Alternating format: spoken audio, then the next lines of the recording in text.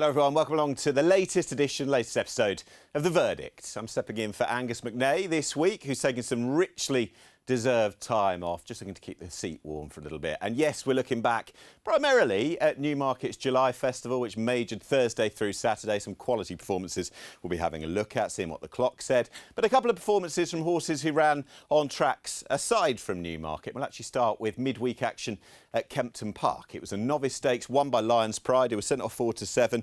Stablemate for Clare Haven as well, John Gosden and Thady, was Middle Earth 9-4. The Goat 5-1, and the other two, the Alan King runners, big prices, KERRY Moon and Star Turn.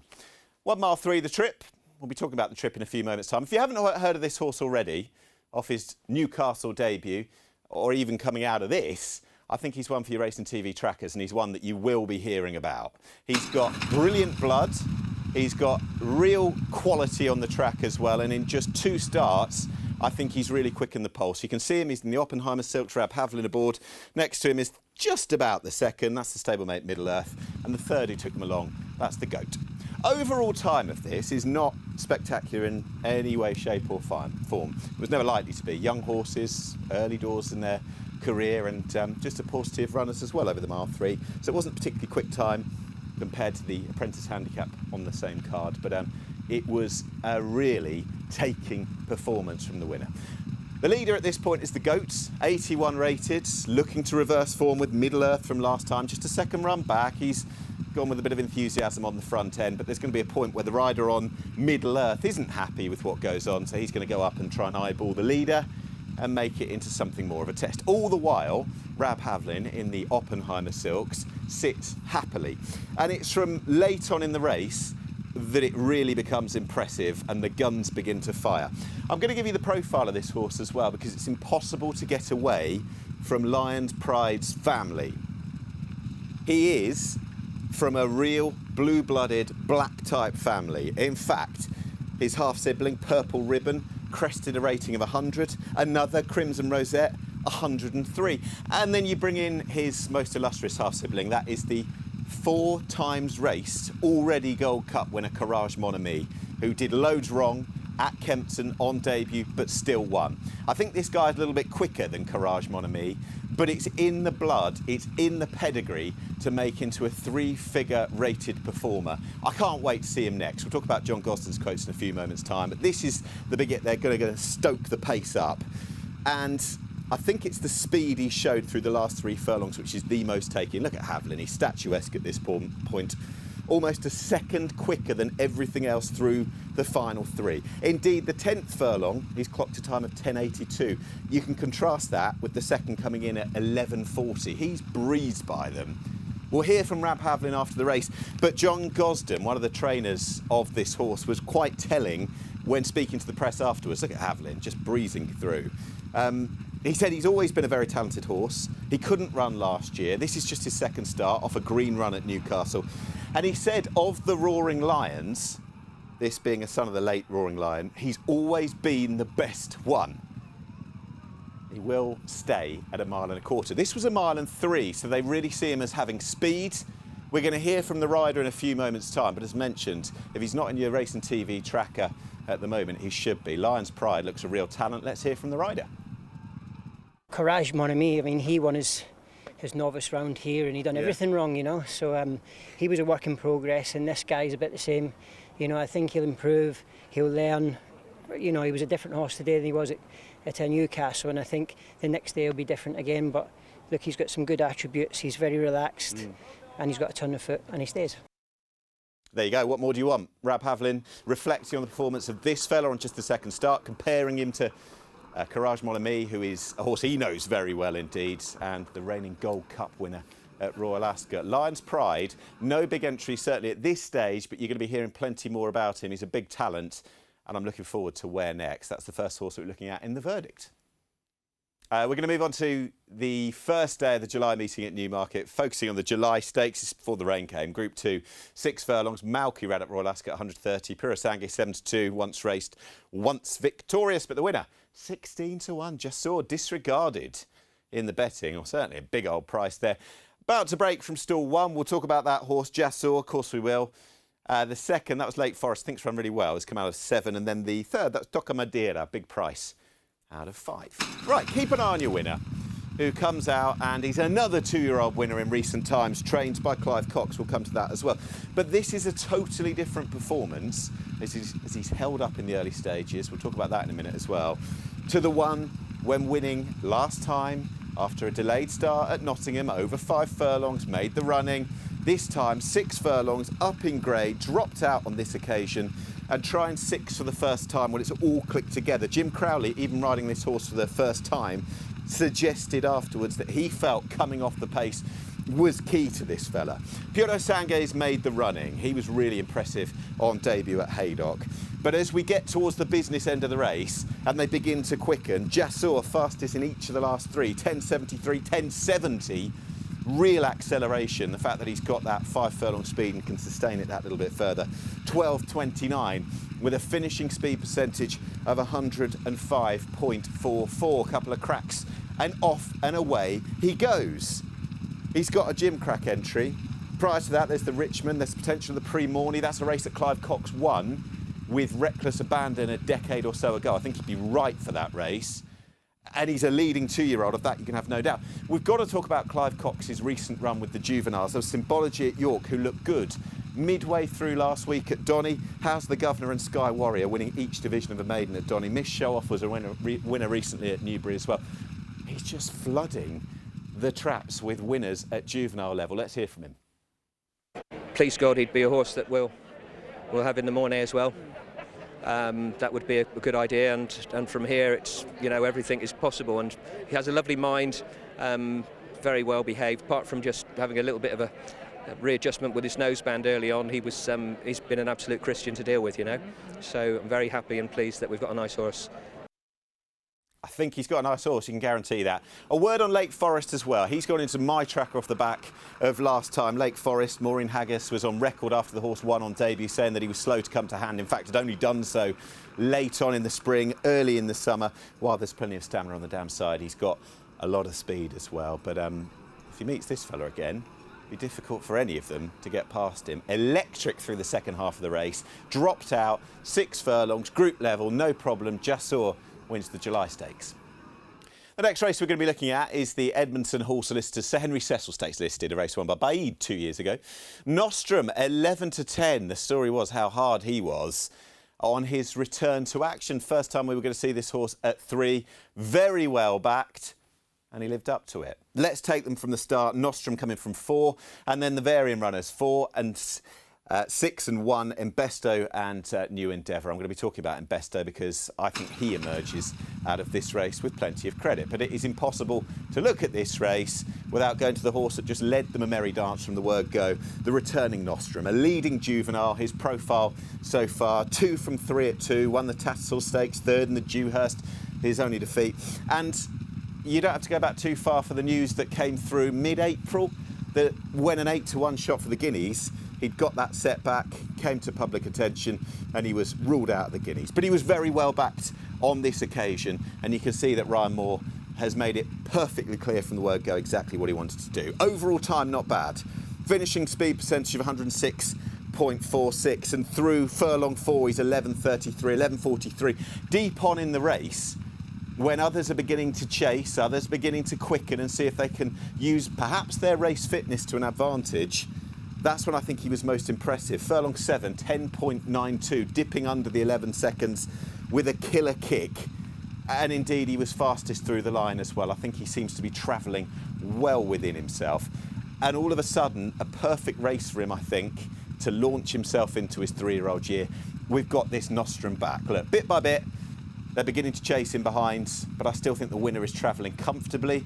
Ryan Moore hasn't yet asked exactly what he wants to go and do. We're getting into the final furlong now, and as mentioned, he's quickened again, 10.92, going into that final 12.05. This is impressive, because I think the second's good, and in fact, Roger Varian was quite telling when he said afterwards that he really liked his pair, certainly Embesto as well, who's lost his unbeaten record up in class. So he said, I like my 2, he certainly likes Embesto. How good is Nostrum? I actually think the second's enhanced his reputation. He could end up in a celebration mile. The future for this fella, for Nostrum, Could he try and emulate his sire Kingman by winning the Sussex Stakes? That's got to be on the agenda. There's obviously the Thoroughbred Stakes that Baid's took, which would be a shallower, easier test, you'd imagine, than the Sussex Stakes at Glorious Good with the Celebration Miles there. And there's a tantalising proposition of maybe stepping him up to trip to 10 furlongs as well. He's got an Irish Champion Stakes entry later on in the season. But you can bet your bottom dollar for that man who's just entered the shot there, Sir Michael Stout. Despite the setback earlier this year, they've got Nostrum back and they've got one to dream about. We're going to move on to the Knavesmire for the Friday action there, the William Hill Summer Stakes Group 3, 6 furlongs.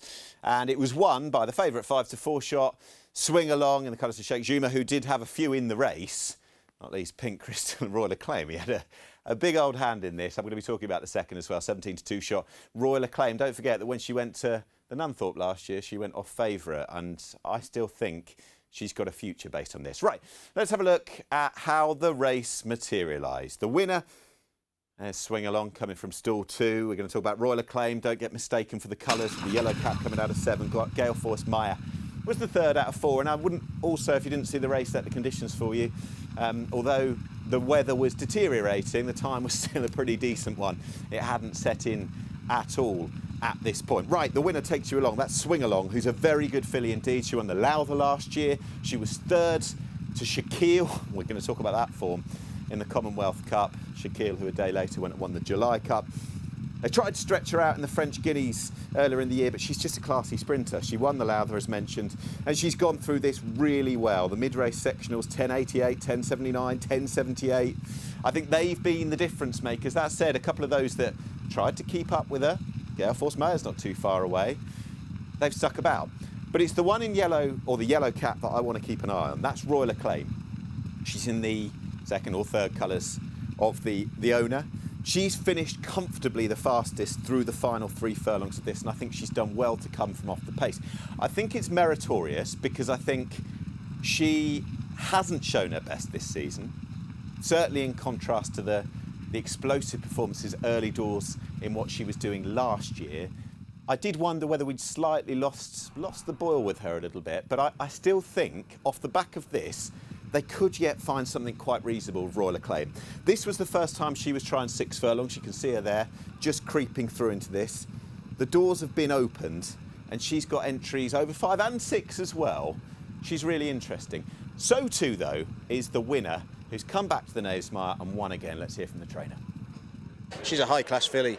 The ground, I walked the ground before racing and I thought it was the nicest ground I'd walked all season. It was proper good ground, beautiful cover.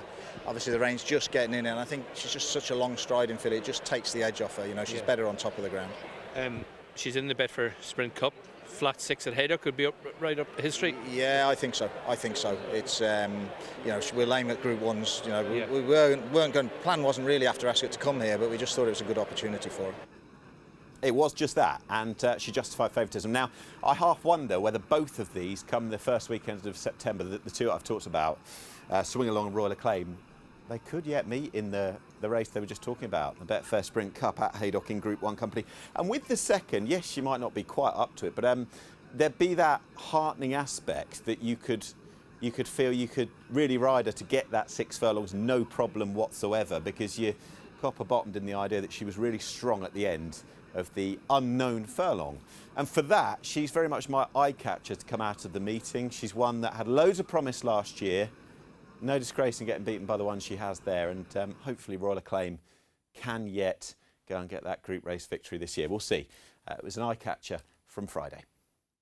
Back we go to Newmarket, the July meeting. Different weather conditions on the Friday than it was on the Thursday. This was the feature race of the Friday, the Tattersall's Falmouth Stake. Filly and Mares, Group 1, 1 mile. That was a question for Via Sistina. It wasn't to be even money. NASHWA 4-1, the brilliant winner of the race. And it was impossible to look back at the verdicts and take in the best of last week without looking at this performance. NASHWA breaking from stall 4. REMARQUEE, the second, the 3-year-old. She's come out of 6. And Via Sistina, the hot favourite, out of 8. Now, officially, after this very race, going on the July course was changed to good to soft. Everything that NASHWA's gone and done on this occasion would have been manna from heaven for the connections to really get this filly back. The third Group 1 of her distinguished career, bringing her bang back to form. We'll take them in the early stages, and the hugely reliable and admirable Astral Bow, who was just out of the frame in fourth in the end, he's taking them along. You can spot the stars on the sleeves of Holly Doyle. NASHWA, completely unexposed at this distance. Well, they've got a very versatile, high-class filly off the back of this. She was fastest through each of the last 3 furlongs. She's gone in 11.39, 11.50, 12.91, almost a second quicker through those last 600 metres or so than the second Remarquee. This is a very, very good performance, a Group 1 filly of the highest order, and she's very much unexposed at the mile. I half argue that she's just able to travel that much more economically at this speed. What a good performance it was. Over on the far side, via SISTINA, she's still very much in contention here. She's going to finish third, and maybe it was that quick turnaround from the Curragh and winning the Pretty Polly less than 2 weeks prior. Come what may, George Bowie's been on record as saying you will not see her over a mile again. When NASHWA quickened, she didn't have the same acceleration. She'll get deep ground in the autumn, and who knows, she might be picking up a top-level race before the end of the year. Look at the way the winner's gone and won, though. She's absolutely bolted up, lengthening between herself and Remarquee, who came out of the Coronation Stakes at Royal Ascot last time. It sounds as though the Prix Rothschild at Deauville will be on the agenda for the 3-year-old second. But NASHWA, boy oh boy, it lights up the rest of the campaign for her. Maybe it'll be the QE2 down the line. That's been talked about. Before that, the extremely exciting potential of clashing with Blue Rose Sen in the Nassau. We shall see. Let's hear from one of the winning trainers talking about NASHWA. There was no problem with putting in a race like the QE2 at the end of the year. That would be perfect for her, but I'd like to stay with the Nassau at the moment. She's got a lot of tactical speed and tremendous acceleration, and the Nassau, she won it last year. It's a very important race, so we'd like to go for that. And those tactics seem to suit her very much. She's a lot less gassy than she had been in her previous races. Well, she needed racing. In the end, she needed racing. You can keep doing everything like at home, but there's nothing like when to bring them on, to get them racing, and that's why we put this race in rather than waiting for the Nassau.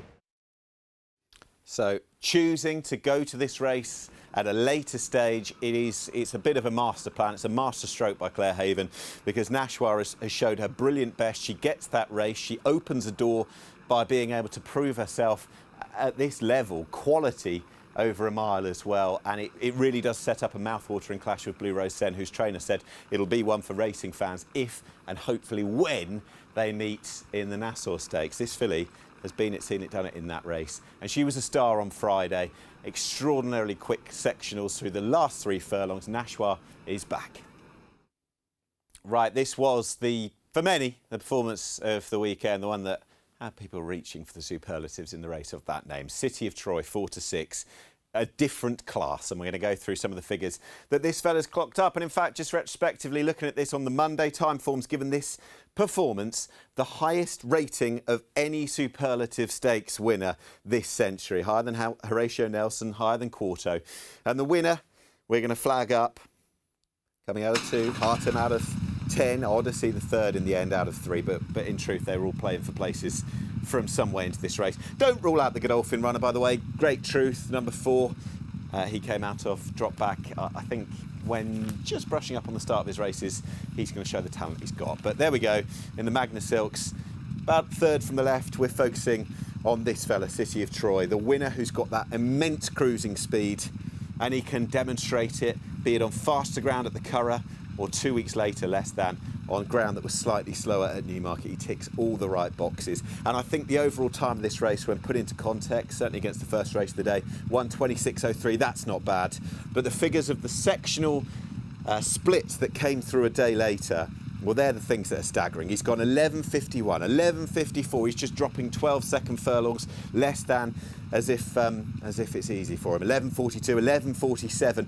1.16 seconds quicker through the last 3 furlongs than the second horse. This was an extraordinary performance. We know he's useful on a decent surface, so the versatility to do it in slower ground as well is just pretty jaw-dropping from this fella. He is the leading 2-year-old. Initially cut to 7-2 for the 2000 guineas, 4-1 for the Derby. An exciting horse, a brilliant blend as well from the Scat Daddy line, the Galileo line down the dam side. It's the perfect project to get an outcome like this. And City of Troy, he would have had people from a visual perspective, from a time perspective, from a split perspective, I think purring off the back of this. The National Stakes, the Dewhurst, they've all got to be in consideration. But don't forget, he's put 2 runs, the only 2 runs of his life, back to back within the space of less than 2 weeks. So maybe he gets a little bit of a break. So exciting. Justify out of Together Forever. Awesome splits in the race, awesome sectionals, dipping under 12 seconds. He looks a massive talent. Let's hear from his trainer. He's a very unusual horse. He's an unbelievable mind. No matter what speed you ask him to go, he's happy to go. He'll sit handy, he's fast. He seems to keep pushing it out. There don't seem to be any limit to his trip. And he can go and sit with anything. He's a lovely natured horse. Ryan got a fry hit to Curr the last day, and he said it never happened to him before. He was galloped down to the wall as if it wasn't there. So I knew today he was going to go early, because I'd say he knew there wasn't too long a run to the pull up here. So he was going to make sure that he was going to be able to pull him up. But still, now I saw him going by the line and he started going again. I said, oh no. So no, listen, he looks an incredibly special horse. I suppose he is exactly what John wanted Justify to have. He's pure classic bred. He has movement, temperament, speed, stamina. It's all rolled into one. There you go, all rolled into one, and this fella's just different class. Can't wait to see him again. Also, I guess, a tick in the box, Aidan O'Brien later elaborating as well, that it was an opportunity to travel him over, just give him that experience. He's a baby. Put him on the same box as Little Big Bear, who was coming over for the July Cup, and see that he can travel, because you can guarantee he's going to be on the list for the classics at Newmarket, maybe Epsom as well next year. He's got brilliant speed, there's stamina as well. His full brother Bertinelli won the London Gold Cup at Newbury earlier this year. He is the most exciting juvenile we've seen this year. The figures back it up. And where next for City of Troy? We will watch and wait. And so to the big one, the signature race of the entire meeting. Just 8, good soft ground, the Potemps Network July Cup, run at 4:35 on Saturday. 5-2 joint favourites, Little Big Bear. Didn't happen for him. Shaquille, we'll be talking about him more positively. KINROSS 4-1. AZURE Blue, disappointing 5-1. Might be excuses. Wouldn't be too hard on her. She'll be back. And 14-1 shot Art Power, who was significant from a pace perspective. Right, let's go back to the start. You can't get away with analysing this race and not taking in the start. Of course you can't with this fella in particular. Spot stall 9, that's Shaquille. Run to Freedom out of 3, KINROSS the 3rd out of 7. But once again, look at him. Just like he did in the Commonwealth Cup a few weeks earlier, it didn't stop him that day, and somehow it's not stopped him again. Shaquille, this extraordinary, rapidly progressive 3-year-old who's managed to blow the start, get headstrong early, and cart his way to the front, tug his way to the front to join up with Art Power, has still managed to win a successive Group 1 race. Extraordinary stuff. In fact, you look in the first couple of furlongs, the second and the third, he's gone 10.70 and 10.64. They're the fastest in the race. They were the 2 fastest furlongs clocked by any horse in the entire race. Has he overdone it and rather, well, blown a lid on things? Well, no, he hasn't. In the second half of the race, he was actually the joint second fastest as well. He's managed to sustain things despite the early exertions, despite the early keenness. And actually, Ross O'Ryan talked about getting the ride for the first time, getting the Group 1 success as well for the first time in his career. We'll hear from him. He talked about riders giving him the information, giving him the local knowledge on this horse about how he can be strong through the second and third parts of this race, the final stages of it. And you can see exactly what it meant to him. He's an extraordinary horse, this fella. He could go to the Prix Maurice de Guise, 6.5. My personal view is, have a go at 5. If he can show that early speed as well, he's worth a go at the very minimum trip, because he's a complete unknown at that distance. I think he'd have the speed for it. Let's hear from the winning jockey. Yeah, I jumped slow, but I was not too far away. They hadn't gone quick for the first furlong, and it just locked on then after that. And it was like once I put my head in front of Art Power, I could feel him 3 out just blow out on me and fill his lungs, and then I was all set to go to. You know, to be fair, you know, James Doyle and Oisin filled me with confidence, and James said to me his best furlong, 2 furlongs will be his last 2, so he said do not be feared to give him a kick in the belly. And he some horse to do that, you know, taking on the older horses in the terms he did it on, something else. Yeah, and a huge amount of congratulations, and rightly so, Julie Camacho. Where this horse is coming from and going as well, who knows where this winning run would end, whether it is going to be France, whether they're going to go to Haydock. Think about the champion sprint again, maybe a go, maybe next year, 5 furlongs, we'll see.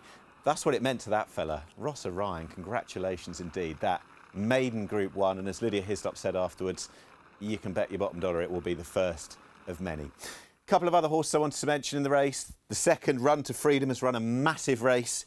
His trainer said, Henry Candy, you can never quite rely on this fella, but he's good, he's very capable. And Haydock for the Sprint Cup, I've talked about that race throughout the show. That will be the next port of call, or certainly one of the steps this year for that fella. His half-brother Twilight Sun won it, and Kinross, it sounds as though it's going to go back up in trip and down in grade.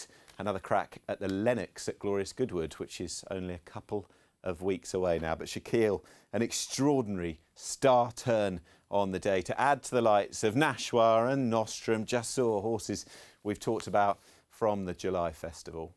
That was the biggest meeting, certainly worth the most scrutiny last week here on The Verdict. Delighted to have stepped in for just this week. It'll be James Millman taking over from Angus McNae a little bit later on. But thank you very much for watching, and hope there was plenty of information to go forward with.